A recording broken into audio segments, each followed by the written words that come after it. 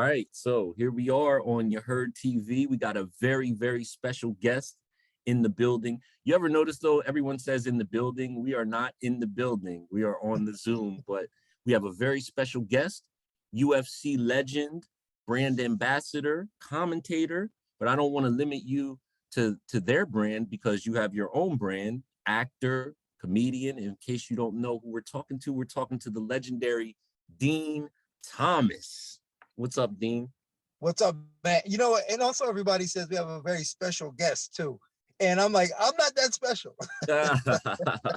well, it does take a kind of special person to do the things you do. And I want to start at the beginning because for those who might not know, you know, Dean fought in the early days of the UFC. He's a pioneer in that regards, shortly after they even invented rules. I mean, if I remember correctly, you know, there weren't weight classes at the beginning.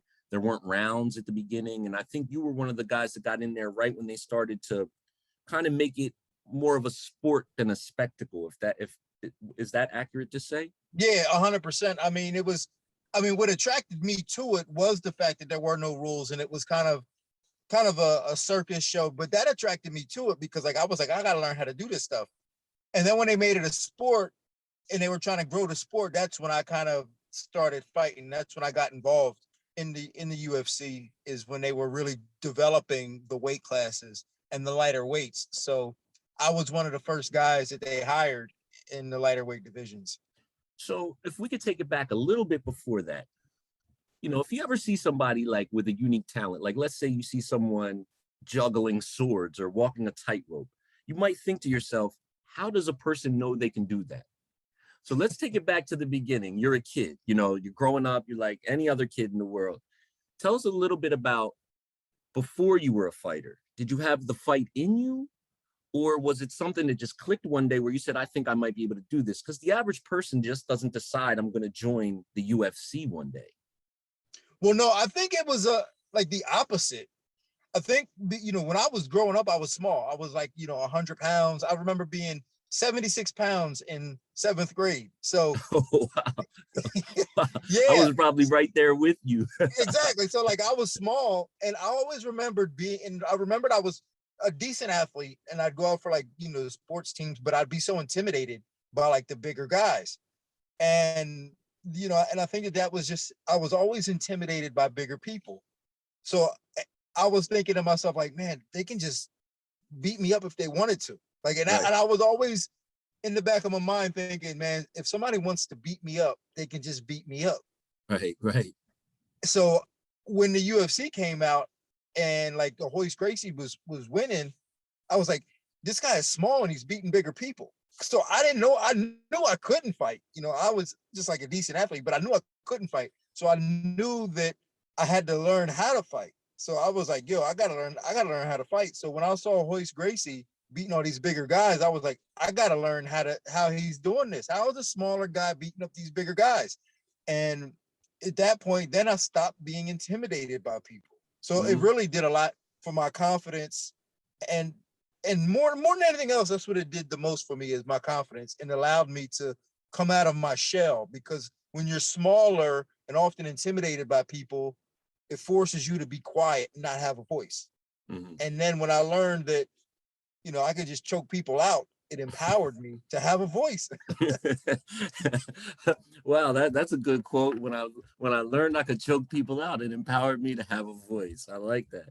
So take us to some of the steps you took. So now you have this vision in your mind, you know, where are you living at the time? Because, you know, I know, you know, for the people who don't know, we grew up in the same neighborhood, the same area and everything like that. And we've been friends for a while. But where were you geographically when you got this epiphany, like, I want to start fighting? Well, I was living in Florida at the time, and I was just graduating high school. This was back in '94. And my sister showed me a video of the UFC. And I remember watching that and thinking, man, I have to learn how to do this. But there were no places that did it. Like nowadays you could find, you could find places in a shopping center. Everywhere. You throw a rock and you'll hit a jiu-jitsu score, an MMA school. But back then it was nothing. But I lived in South Florida, and luckily for me being in South Florida, the climate of South Florida is very similar to the climate of Rio de Janeiro. So there was like a Brazilian contingency there. So a lot of Brazilians were there. So like the jiu-jitsu culture was kind of ingrained in South Florida first, and California as well. But so like there was a jiu-jitsu culture, but it was very difficult to get to it. So learning it was like from videotapes, me and my buddies just studying videotapes and going, all right, how are they doing this? And I was going to seminars a lot too, because again, where I was located at, there were a lot of seminars that were coming here because of the culture. There was a small martial arts culture here. So there were seminars. So I'd go to seminars, I'd learn what I could learn, bring it back. Me and my buddies would practice it. We'd watch videos, we'd practice it. And then we just jump right into fighting. You just like what, entered a tournament? Yeah, just entered the tournament. We just jumped right in. It was like, how did you do? I remember entering a tournament. It was an 8-man tournament down in Hialeah, Miami. And were there weight classes in this one? Yeah, and there were weight classes for this tournament. Okay. So and this was like, it had to be 95. And how much did you weigh? How much did you weigh at the time? I weighed 150 pounds. Okay. So you would put on a good amount of weight then after high school. At that time, was that intentionally? No, I grew up, I got a little bit bigger. I mean, 150 is still not a big guy, but I grew up from, being 110 pounds in my senior year. But, but so, and I got in a little bit of trouble too. So like that I stayed home. So I remember I got in a little bit of trouble. So I couldn't leave. I wanted to go to college, but I couldn't leave. But, so I entered this tournament. It was an open tournament. And it was like 8 guys. And I remember taking second place. And then I remember thinking to myself, wow, I'm actually kind of pretty good at this. Yeah. And then, and just, when you're good at something, it helps you be passionate about it. And then when you're passionate about something, it helps you be good at it. So I was already passionate about it. And the fact that I took second place, it just kind of reaffirmed my decision to really go full throttle with this. And it wasn't really about being a fighter, because there were no opportunities to be fighters like it is today. It was just, you learn it and you're doing something that nobody else is doing. Like I have this skill set now that nobody else has. And if somebody messes with me in the street, somebody's getting choked out. Right. And what I was going to say is, who was your first teacher then? Who was the person who said, okay, who took you from here to here? Because there had to be somebody. Well, the funny thing about that is, the first guy that I worked with, like on a regular basis, it was a kickboxer named Mike Bell. And this was after I had lost to BJ Penn in the UFC. Wait a minute, because I was at that fight at the Continental Arena in New Jersey. I was at that fight. I remember we hung out afterwards. And what always made me, because I was totally, I knew nothing about the behind the scenes of fighting, like what happens in the corner or, what happens after a fight. So I always just assumed after a fight, no matter what, the fighter goes to the hospital, like there's some, and then I just realized after your fight, you're just chilling in the room with us. Yeah. No. You know what I mean? Well, hey, trust me, some guys go to the hospital and that's not a pretty sight. It's not a pretty sight when you're in a hospital with a guy after a fight. I mean, it's miserable. But luckily enough, like I wasn't hurt to the point where I had to like go to the hospital. No, I just was knocked out. Tell me if this is true, if this is accurate, because this is something from having a little bit of experience in the boxing world. In a UFC fight might end super violently, but it might end with only 2 strikes. A boxer might get hit 67 times in a fight they win. So do you think that plays into it? Do you think that a UFC fighter has an opportunity to fight longer than a boxer? Or do you think fighting in general is just a tricky game? Well, fighting in general is a tricky game. And at the end of the day, it does kind of come down to individual preferences. There was a time where a fighter by the name of Damian Maia fought 7 fights and only got hit 1 time because of his style. Like that was the style of fighting that he had. And if you look at a guy like, obviously, you could say a guy like Floyd Mayweather, like his boxing style doesn't allow him to get hit that much either. Right. So a lot of it does come down to personal preferences in how you fight. But I think if you were speaking in generalities, you can fight. I think you can fight longer and safer in MMA for that reason, because you can avoid getting hit more. You not your whole body, but you can avoid getting hit in the head more.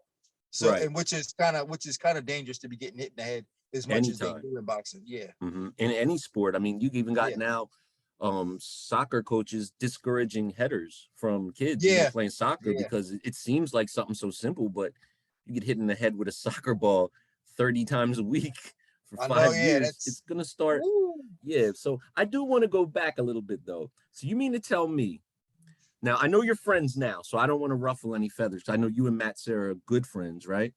And I remember he was one of the notable opponents that you beat early in your career, and I believe you beat him fairly quickly. Was it 7 seconds, 10 seconds? No. Actually, it was a split decision. So like that was the weird thing about the fight, was that it was a split decision. Okay. And they actually announced his name as the winner when it happened. So when when the fight was over, they announced him as the winner. But what happened was the judge was like, wait a minute, I didn't score it for him. And they read it wrong. They read the scores wrong and had to go back and correct it and fix it. And they gave me the win. Who was the host? Steve Harvey? You read the wrong name? No. I brought this up to say, though, that means you beat Matt Serra in the UFC pretty much off of training off of VHS tapes. Pretty much, yeah. Yeah. Well, at that time, I had been training with the American Top Team. Okay. So so by that time I got with American Top Team and had better camps. But prior, and because that was like my third fight in the UFC. So, and BJ was my first. So oh wow, I didn't know that. I mean, I knew that at that time, I knew that it was your biggest fight, like, the biggest, like, biggest arena and, all that. I know you would, was that before or after Kyle Uno? Well, I fought Kyle Uno twice. I thought you fought him 3 times. No, I fought him twice. I fought him once in Japan, and then I fought him in the UFC. And that you two were like, I mean, it's like almost like WWE. Like, you two were perfectly matched. Like, I know. I do you ever see him? Do you keep up with him? No, I never see him. I do follow him on Instagram though, and like every once in a while, like make a little snarky comment on his page. But but he was a tricky guy. How does that work, man? Like, so you and Matt Serra are friends, and I know fighters are always competitive. So is it like you guys sit around and you might get to wrestling or slap boxing, or is it just like you're chill, you're professionals, No, like with me and Matt, we have a relationship where all we do is we pick on each other. So like that's how we compete now, because we do the show together. Dana might looking for a fight. So, on the show, you can kind of get a glimpse of how our real relationship is. Like that's our real relationship, us just picking on each other and being competitive at like little things that we do, just like whenever we have a challenge on the show, we're pretty competitive about that. And then we just pick on each other. We compete by picking on each other. Now with UFC starting way back, back in the early days when fighters weren't getting paid a whole lot, it's not like it was kind of like an underground type of thing, even though it was, turned into a big billion-dollar thing. Did you ever think that UFC would be this big, like mentioned with boxing on a reality TV show? I mean, you're flying on a plane with Dana White. Like, did you ever think that? No. Like I got so lucky in my career path. Like I happened to like get involved in a sport that I didn't even realize was going to be a sport. To me, it was just a way to not be intimidated by big guys with tight shirts at the club. Next thing I know, I have a career and a livelihood, and I'm on TV and I'm doing, all the coolest stuff. And I never expected this. I never knew it was going to happen this way. When I was just coming up, I thought it was going to be done. I thought they were going to ban it and eventually it would go over. So we were just trying to fight and get as many fights as we could before they banned it. Yeah. Because I thought it was going to be over and done with. I thought I was going to be a school teacher And I thought I was gonna be a school teacher, and I wanted to know how to fight in case the kids tried me. So in case the kids got with you. yeah, as the Now, kids tried to buck. let me ask you, recently you trained Tyron Woodley, right? Mhm. What part of the fighting do you like training better, or do you like being trained? If you had to choose between being trained and being a trainer, which aspect of the sport do you like more? I don't want to sound like an egomaniac here, but I would much prefer to train people because most people don't know what they're doing. Right. So Right. I would, and that's why it's actually kind of hard to even train people, because there's so many different, ways that people train people, in my opinion, that are wrong, that are the standard, that is very difficult to change people's mind and go, that's wrong. You shouldn't do it that way, because it's so ingrained into the culture of fighting that, certain things that people do. And I'm always like, no, that's wrong. Yeah. And I don't want people telling me to do that stuff, put it that way. But telling trying to get it into other people is hard enough, but I would much prefer to be telling them to do it than for somebody to be telling me how to do it. Yeah, because it's kind of like the army, I guess. Like the army they say they would rather have a person who's never shot a gun before than someone who thinks they're a gun expert, because they want you to do it their way, the right way, the way they want to do it. And now they got to unteach you. So I think it's Yeah, easier for to sure. teach someone than to unteach them. So that's interesting. So do you mean this do you see this on a high level and also on an entry level? So of course, on the entry level, someone's going to come in and not know what they're doing. But has there ever been a time where you're training someone who's, at that level of fighting, and you have to kind of unteach them something they're doing wrong? Not necessarily like the level, but I'd say the experience. Like when somebody's been doing something for a long time, like for a really long time, for them to unlearn it is nearly impossible. Mm-hmm. Which is why when you see like a lot of like high level people in one discipline, they don't actually fight as well as you think they would, because they have a lot of bad habits from that one level. So like if you take like the best wrestlers in MMA were not like Olympic champions. They were like runner-ups, or Right. good college guys. But by the time, because if they were like the Olympic champions, the best of the best, they're inside their head, they're thinking, oh, I know everything. I can do everything. This is the way it's supposed to be done. And they refuse to learn. So it's very difficult sometimes to get guys who think they know everything already. Mm-hmm. Now, after a loss like the well, first off, before we go to the actual loss, how about like all the pre-event fight with the it was Jake Paul, right? Was it? I get him confused. Jake Paul, right? So tell us a little bit about that experience, like promoting the fight and all the attention and the going viral and all the internet stuff. Is that a distraction to a trainer, or do you think that like helps get the fighter excited for the fight? Well, you know what? It's a major distraction for a trainer. Sorry about that. It's a major distraction for a trainer. But I think like when a fighter is in a position to be fighting in big fights like that, they've got so many distractions anyway. Right. Like, I mean, there's just, I'm sorry. yeah, there's, they have all kind of stuff going on that really, it just really distracts him from training. With Tyron it was tough because, he was older too. So he wasn't like this young, hungry dog that wanted to train. He didn't even want to train. Mm-hmm. So like distractions for him were like excuses to not train at times. Right. So he was like, hey, gotta go do this. Gotta go work on my rap album. Gotta go do this. Gotta go do that. So it was tough. Mm-hmm, mm-hmm. And are you two friends outside of training, or, oh yeah, strictly business? No, I think even more than a trainer relationship, we're more friends than anything. Okay. So that was, and I think that sometimes he just like, I was like, even with the Jake Paul fight, like I didn't train him for Jake Paul at all. I just showed up the week of the fight just because he just wanted me there. Right. So, and I think that because we had that relationship, that he just kind of wanted me around for fights. I made him comfortable. Mm-hmm. So more than anything, we were friends. Now take us as a trainer and a friend and someone in the corner. you know, what's going through your mind when you see that knockout? You know, I mean, obviously you're worried about, first off, I'm sure the safety of your friend, you know what I mean? Like, cause that's the first things first. But you know, what goes through your mind right at that moment? And did you see it coming? Was it one of those things you saw from a mile away? No, I didn't see it coming. I mean, I wasn't surprised though, because I know that was his move. Like Jake Paul does that a lot. He always looks down and comes up high. So I knew that was his move.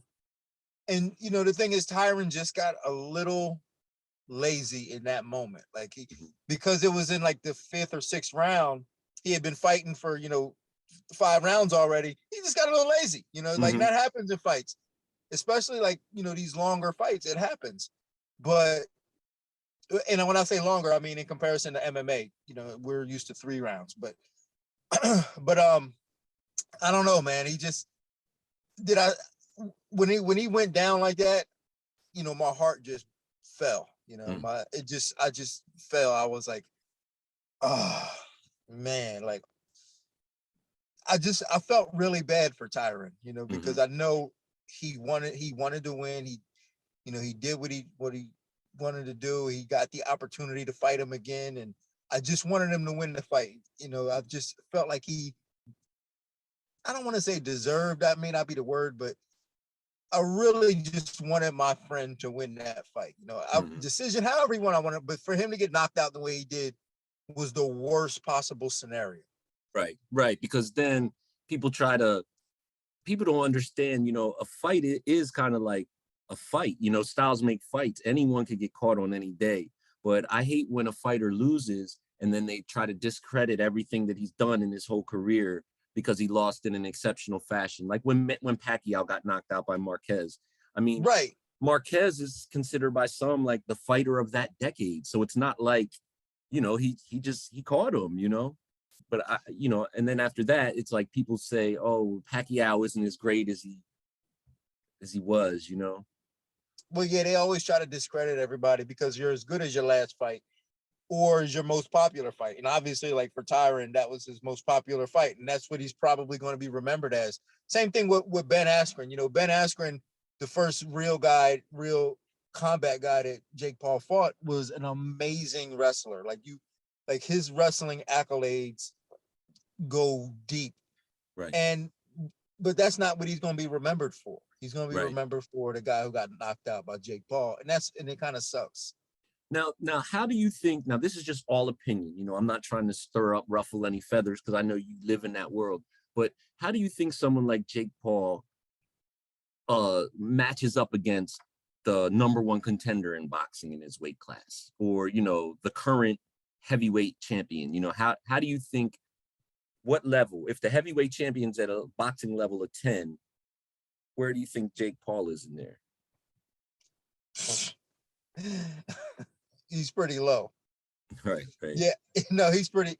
I mean, think of it like this. Like Jake Paul is a decent athlete, and he trained boxing. He's got a decent right hand, decent left hook, and he was coached well. He's got good coaches. But I mean, he's fighting. He hasn't fought a real boxer, right? So it's very difficult to judge him. He fought two combat athletes, Ben Askren, who's a wrestler who can't box at all, and Tyron Woodley twice, who was primarily known for his wrestling, but he's also 40 years old. Right. So, I mean, fighting is a small window. Like what I've noticed is, like, even with a guy like Hopkins, it's not so much that you can't physically do it. Your reflexes are just a little slower because you're older. There's no way around it. Your reflexes are a little slower. So that little punch that used to slip, you get caught by it. Yeah. I mean, I was working out today and I'm just like, man, my feet don't move. They don't, like, I can just stand there and block, like Winky Wright, I stand there and block, but I can't move. And when I was young coming up, I was a mover. But when you're older, you get over 35, your reflexes are pretty much gone. Your balance is gone. Your fast twitch muscle deteriorated. And, that's what, Jake Paul got to deal with Tyron. Like, he didn't fight Tyron, 5 years ago. He fought him now. So now with with that being said, I'm glad you said that while we were talking about the small window for fighters. Now, for everyone who knows, now you're on the other side of the ring as a commentator, as a presenter, a reality TV show with the UFC. What would you say to someone like a lot of people put fighters in a box, like the big dumb athlete? So how do you make the transition from, how do you convince the world that you're more than just a fighter and that, they can trust you to be a commentator or a comedy club can book you for a stand-up routine? How did you make that transition? Well, and I've always said, I said this on the Joe Rogan show, there's 4 type of fighters. There's the competitor, there's the athlete, there is the fighter, and then there is the artist. So for me, I was always the artist. So in terms of my fighting style, like for me, it was like producing art. Like I always wanted to be like flashy and like a performance. So it was art for me. So when I decided to retire, I didn't retire from art. I retired from fighting. I was always still an artist. Right. And now when I'm going out there and I'm doing comedy or doing a reality show, I'm just expressing myself in a different way. So that was why it wasn't hard for me to retire. The guys who have a hard time retiring are the fighters. Those guys, because it's in their blood to fight. They love to fight. So they have a hard time retiring. For me, I was like, okay, no more fighting. But what else can I do? Right. That's interesting. Give me a mic. Right.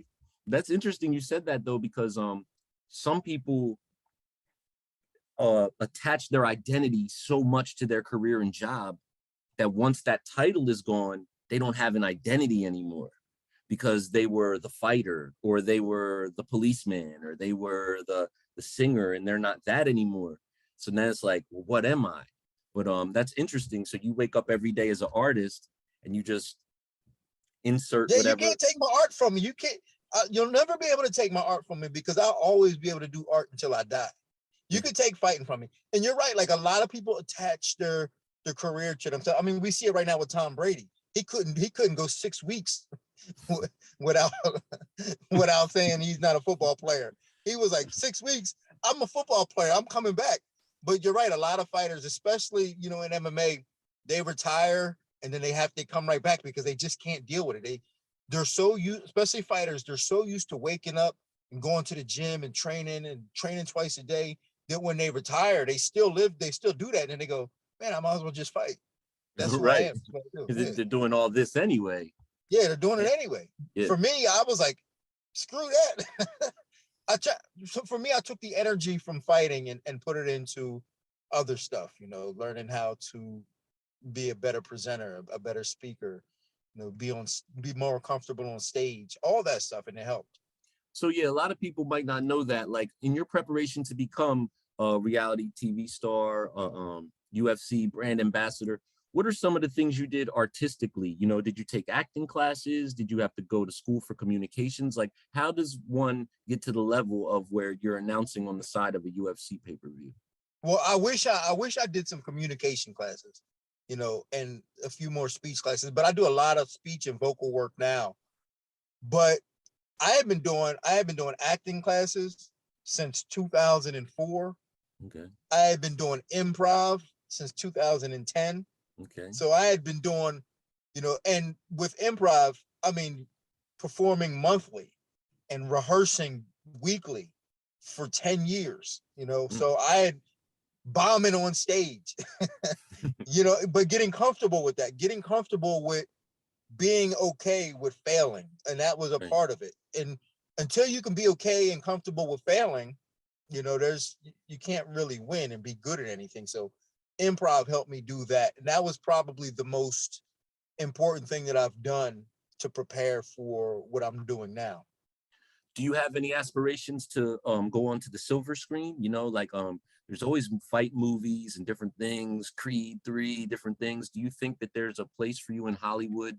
Well, let me ask you 2 parts.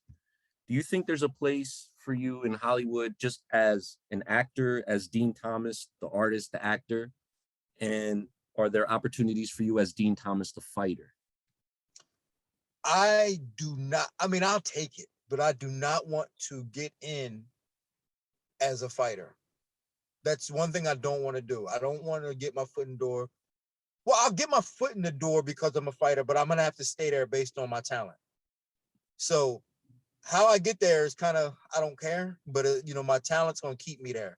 And which is why I work. I mean, I still take acting classes now. I still work now because when that call comes, I'm going to be ready. And that's because that's the thing is that most people ain't ready.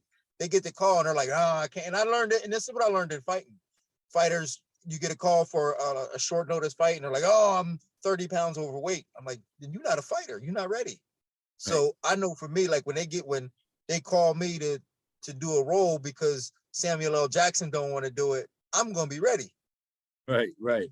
Speaking of Hollywood, something very eventful happened at the Oscars this year. I just, as a fighter, and I guess this is really relevant though, because you're a fighter and a stand-up guy and a comedian and a presenter. What was your take on that? Do you think that Chris Rock took it too far? Did Will Smith take it too far? As a professional in both worlds, in the slap someone in the face world and the comedy world, what did you think about that? I can appreciate a good slap, but I thought Will Smith was out of line. He allowed himself to lose control and humiliate Chris Rock in front of millions of people. And I thought that was totally wrong. I wish there was security there to jump in there. I wish Chris Rock had punched him in his face, because the reality is that he did that because it was Chris Rock. He knew Chris Rock couldn't do nothing about it. So Chris Rock made a joke. I didn't even get the joke at first. And he walked up on him and he slapped him because he knew Chris Rock couldn't do nothing. And I thought that was weak. I thought it was petty and childish.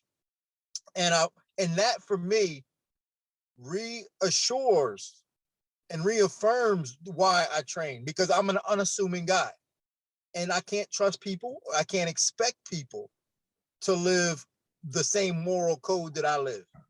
And that's to be a nice person.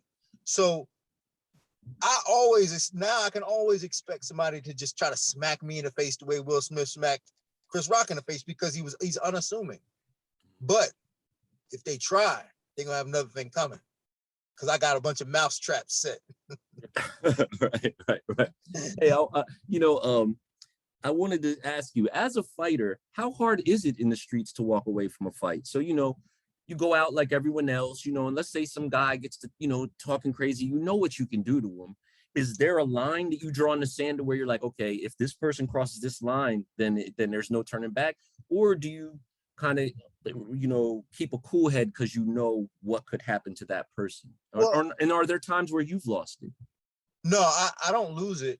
The only time I've ever lost it is before I started training, and that was, that got me in a lot of trouble. But I don't lose it. Again, I'm very even keeled and I'm very good with controlling my emotions.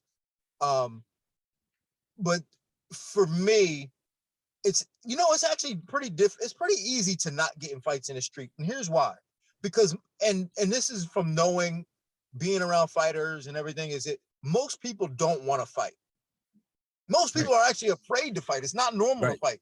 Most people are afraid to fight. The only time people really want to fight is when they're drunk and they're a little reckless. Every time I got in the ring, I was afraid. Right. But even though I wasn't scared, if that's not, does that make sense? Yeah, you're afraid. You're not scared to get in there, but you're afraid. Yeah, like, it's a fight. You're afraid. For sure. You want to, scaring. You want to hurt this person who's trying to hurt you. But so most people don't really want it. Mm-hmm. So it's easy. So you can diffuse a situation probably a lot easier. The only time people are going to really aggressively attack you is when they are 100% sure that you're scared. Mm-hmm. And that's what you see. Most people don't want to fight unless they know the other person is scared. And because same reason why Will Smith smacked Chris Rock. He knew he wasn't going to do nothing. He knew that was a fight he could win, so he can go up there and smack him. Mm-hmm. But if it's a fight that you're not sure you can win, most people don't want to fight. So the reality is that you can get out of more fights but first, you can't show them that you're scared, but you can diffuse the situation by, man, let me buy you a beer or something. And most guys are like, all right, cool. Because I really didn't want to fight anyway. Yeah, I didn't want to fight anyway. Because most guys don't want to fight. I'm telling you. And I noticed from being around fighters, like guys that train to fight, when it's fight day, some of them want to go home. Some of them don't want to be there. And these are professionals. They do it for a living. And they do it, yeah. And so think of guys that don't train. The only time they want to fight was when they know it's a sure thing that they can win and the other person is scared. Okay, so what do you think about did you see the footage of Mike Tyson? The guy comes into the club with the gun and would challenge Mike Tyson to a fight, and Mike doesn't even, I mean, he gives the guy a hug. Yeah, man, that was a beautiful moment, man. And that, to me, you know, right now, it's funny you bring up Mike Tyson, because right now I'm on like this Mike Tyson kick. Because and I just saw this interview with Tyron Woodley and Mike Tyson where he gives him some advice. So I'm really like on this Mike Tyson high right now. But that was a beautiful moment to see Mike Tyson get challenged. And again, instead of losing his cool, he gives the guy a hug. You know what I'm saying? And the guy has a gun. I was like, yeah, and the guy had a gun. Out, yes. So to me, like Mike Tyson handled that part. He diffused the situation where a guy was obviously screaming for help in a way where he felt unvalued by the world. And Mike Tyson gave him that value by saying, brother, come here, man. Let me give you a hug.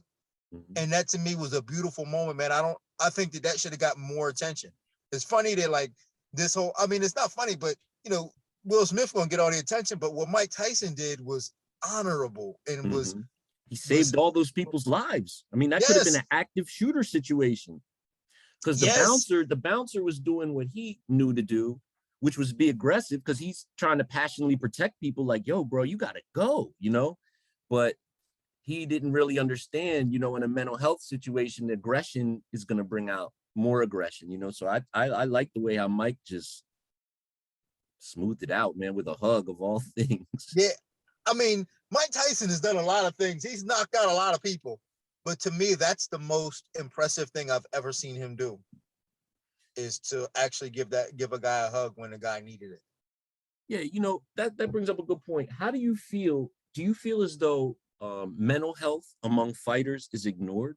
Because you're getting a lot of fighters who take a lot of blows to the head, ups, highs and lows. You might have lost some money. You got women, you know, you might be away from your kids while you're training. How does a fighter keep their mental health stable? It's tough. Most of them have a hard time, which is why you especially like in MMA, you see a lot of guys get in trouble when you think about, you know, Conor McGregor and you know, all these things going on. It's like this because it's almost taboo to talk about having mental issues and having a mental health problem, because you're supposed to be a man and you're supposed to be tough.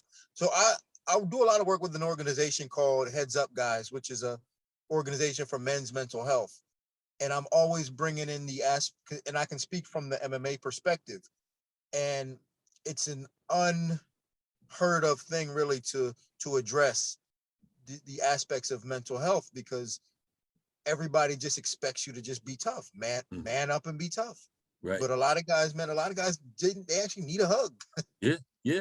I mean, yeah, you see it all the time. I mean, to me, fighters in particular, I've noticed cry a lot in public after a win, maybe after a loss, during an interview. I mean, athletes, period. You know, like I just saw an interview with Allen Iverson where, you know, he starts crying over different things. And I think that I think it's because athletes are so passionate and competitive. And like you said, some of them are artists. They might be knockout artists. So I think a lot of them are misunderstood, you know? Oh, for sure. Who was the boxer a few years ago? I mean, it was quite a while ago. I remember he had the breakdown in the ring. Yeah, the breakdown in the ring. And to me, that was like the saddest thing. Yeah, but I think the natural reaction from the public is to be like, oh, what's wrong with this guy? You know, but the reality is this guy is struggling with mental health issues, and he's in there fighting a guy. Yeah, he probably and who knows, he could have been telling his whole corner the whole week, like, I'm not good, I don't want to go out there, I'm not good, I don't feel good, I don't feel right about, you know what I mean? But and his corner was like, oh, shut up, get out there and fight, you know. That was one thing that I never did too, and I always told people this, was that if a fighter told me he didn't want to fight, I would go, stop fighting right now. Cancel the fight. You're not fighting. Because you're going to get hurt. You can get seriously hurt going out there fighting somebody when you don't want to be there. And that's number one criteria to being a fighter. You have to want to be there. And if you don't want to be there for whatever reason, you better not show up. I'd cancel the fight. Don't show up. Right. Would you even in the middle of a fight stop? Have you ever stopped a fight for one of your I've never fighters? stopped. No, I've never stopped a fight. And I'm always kind of torn on it.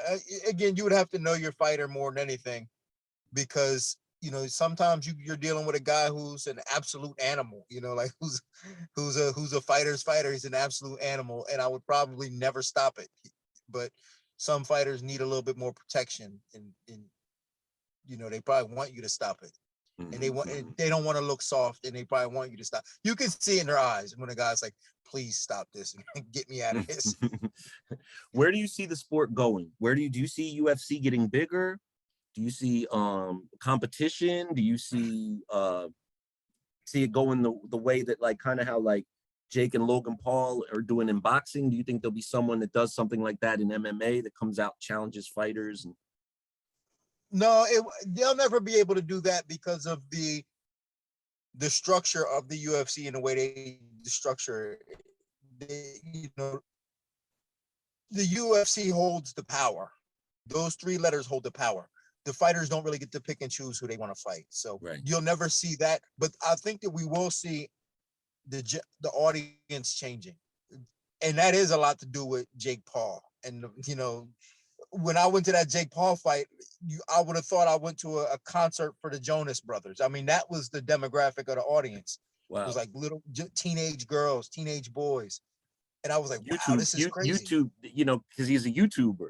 Yes. Yeah. So and you see like at the UFCs, the Nelk boys are being more involved and so on and so forth. So I think that the demographic of the audience is getting younger and changing a little bit, which is very different from boxing. You go to boxing, like for me, like right now, boxing, it's a lot of old guys that are, the old heads love boxing.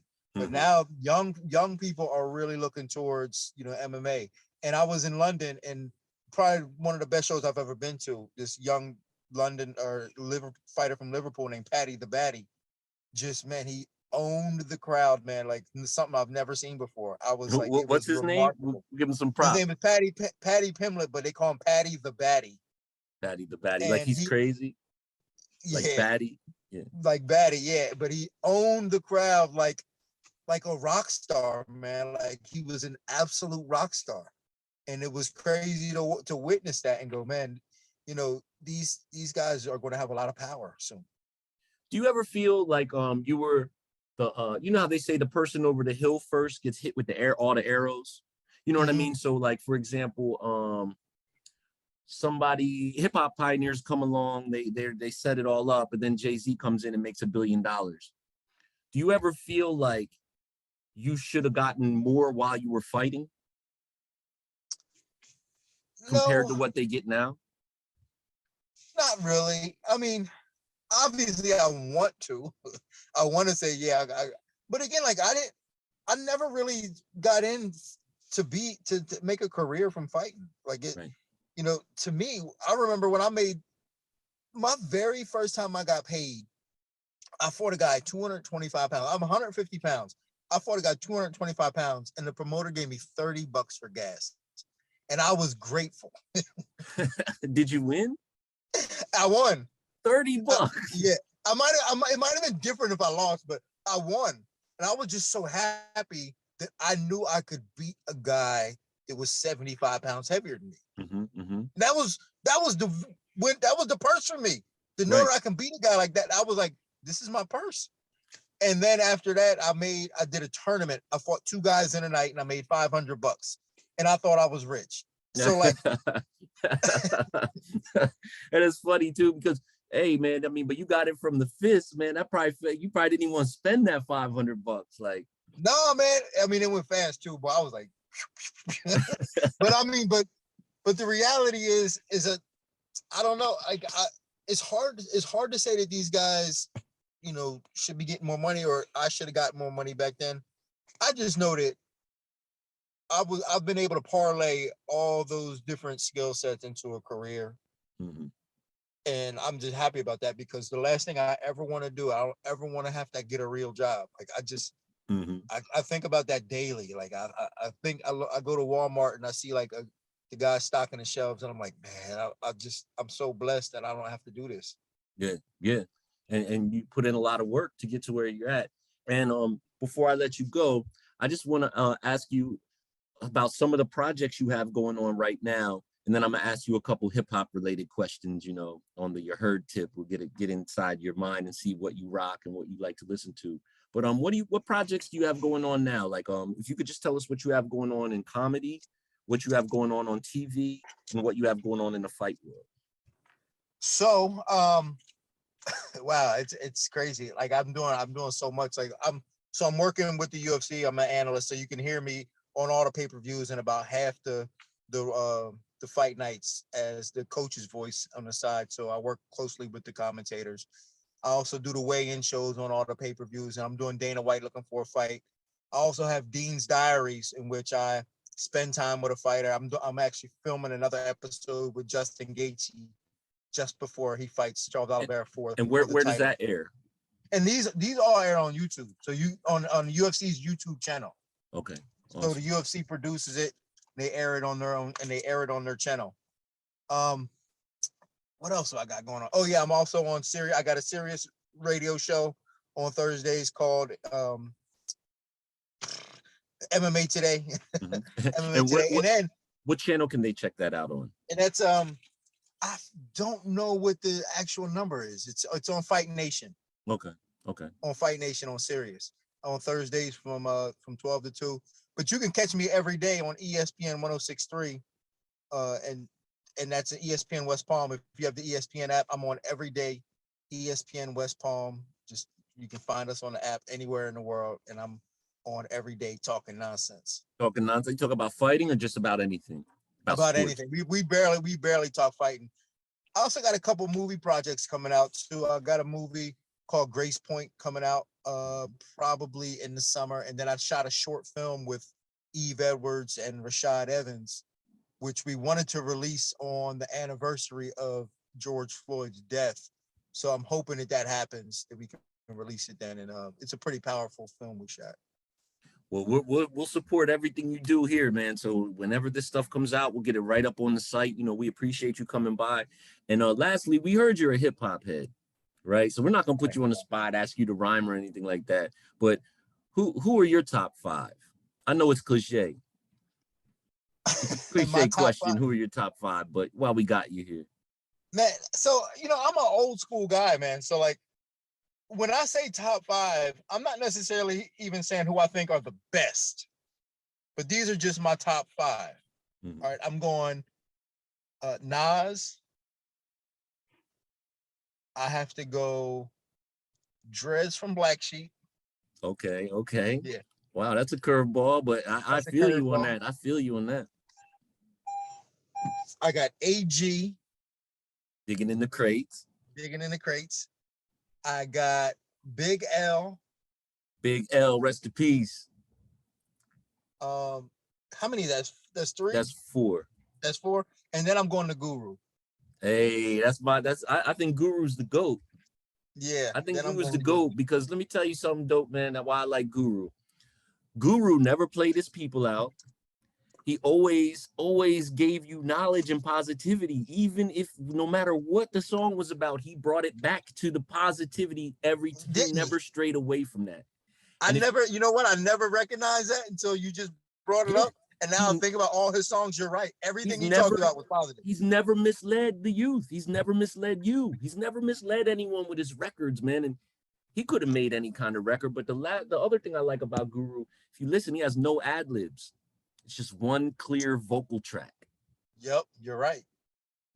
How many rappers can pull that off? So when people are like, oh, Guru's monotone, well, you'd be monotone too if you didn't have 8 overdub tracks. Yeah, I know, right? Exactly. You know what I'm saying?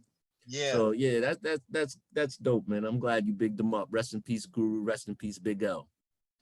But Yeah, it's crazy that two of my favorite rappers of all time have passed. You know. yeah, I'm well, like, at least you know, they're not passing it. I mean, nowadays, man, rappers are dying. It's oh, too I much. know, It's too I much. I mean, know. I remember a time when the only rapper who had passed away was MC Trouble and Cowboy and Scott LaRock. Those were the And, only three people in hip hop that were known that you could say died. You know what I mean? and you know what? How did Big L pass? He was murdered. He was murdered. Because I was thinking that like a lot of these guys, well, like when you think about like Fife, like some of these guys like died of like health related issues, Yeah. Yup. which is Biz yeah, which Markie. is yeah, the Biz Markie, you know, Big Pun, but I don't, but not that it's better, but at least it wasn't It was a like murder. natural. Yeah, it was like a Yeah, at natural least it thing. They wasn't weren't murder. Like, murdered or they didn't do nothing wrong to have it. You know, yeah, they didn't, it wasn't part of some robbery plot or some, yeah, like they was robbing a bank or something. Like, yeah, you know, they just life got them. And that brings up the question too, man. Like, you know, these guys are making millions for their labels. I mean, you would think that you know, Jive Records, I don't know if they do, or I'm not gonna call out anyone. I just said that because Fife was on, they were on Jive RCA, but like I wonder if they get health insurance and stuff like that. man, that's interesting. Like I wouldn't know, but whew, I would Yeah. hope so. Because you would You know what I'm think that saying? the label would want to put an investment in their health, but at the same Yeah, time, I'm not sure. I mean, when I was signed to a label, like, I didn't have no health insurance through the label. yeah. Like they just worried about putting the music out. I can't like it, you would think like thinking about it today of how we live, and you would And think that that would corporate be like a structure standard. and Yeah, yeah, you know, but I'm sure back then they were just like, sign here, kid.